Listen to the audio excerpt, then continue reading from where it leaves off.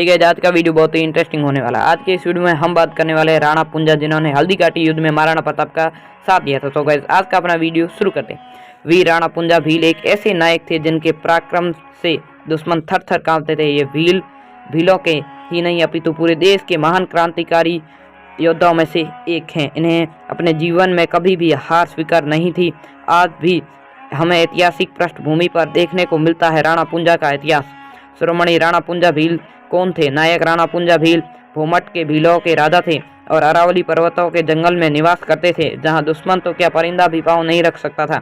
इन्होंने अपने समस्त क्षेत्र को चारों तरफ ऐसा रक्षा कवच बना रखा था कि कोई राजा भी इसके अंदर नहीं घुस सकता था। भीलों की नगरी में बहुत सारे भील क्रांतिकारी पनपे, लेकिन राणा पुंजा भील को भीलों के सबसे महान क्रांतिकारी योद्धाओं में से एक माना जाता है। इन्होंने जंगलों में रहकर घास की रोटी खाना संपूर्ण देश के भील प्रदेशों को स्वतंत्रता दिलाई। राणा पुंजा का जीवन परिचय। भील राणा पुंजा का जन्म कब हुआ और कहाँ हुआ? राणा पुंजा भील का जन्म 16वीं शताब्दी में राजस्थान के मेरपुर नामक स्थान पर हुआ था। इनके पिता का नाम दद्दा होलकी और माता का नाम केहरी बाई थी।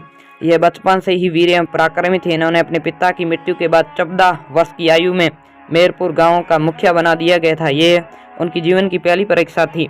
इसी परीक्षा में उत्तीर्ण कर समाज में उनका सम्मान और भी बढ़ गया और तत्काल ही भूमट का राजा बना दिया गया और पूरी मेवाड़ में राणा पुंजा की जय जयकार होने लगी। भूमट अरावली की पहाड़ियों में था, जो आज भी राणा पुंजा की वीरता के लिए प्रतीक है। महाराणा प्रताप और राणा पुंजा भील। कहा जाता है कि महाराणा प्रताप का पहला पालन पोषण भी भीलों ने ही किया था। राणा उदय सिंह की मृत्यु के बाद चित्तौड़ का राजा महाराणा प्रताप बनाया गया।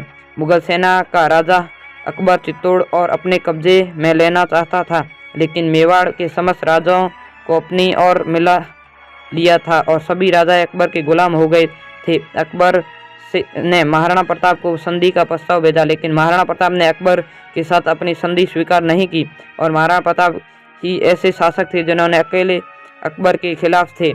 ऐसी बात से दोनों शासकों के मध्य युद्ध होना तय था। ऐसे में महाराणा प्रताप को युद्ध करने के लिए अपने सहयोगी सेनाओं की आवश्यकता पड़ी। तब महाराणा प्रताप को भीलों की नगरी में सबसे शक्तिशाली वीर राणा पुंजा के बारे में पता चला, तो महाराणा प्रताप ने उन्हें अपने संधि प्रस्ताव भेजा, लेकिन राणा पुंजा भील ने महाराणा प्रताप को स्वयं बुलाया। तत्काल ही महाराणा प्रताप भील प्रदेश आए गए। राणा पुंजा भील से मेवाड़ की रक्षा के लिए सहयोग मांगा। राणा पुंजा भील महाराणा प्रताप को कैसे मना करते, क्योंकि महाराणा प्रताप को भी भील जनजाति ने ही पाला पोसा था। महाराणा पुंजा भील महाराणा प्रताप का सहयोग करने के लिए तैयार हो गए। मेवाड़ की रक्षा के लिए तैयार हो गए। उन्होंने वचन दिया महाराणा प्रताप को।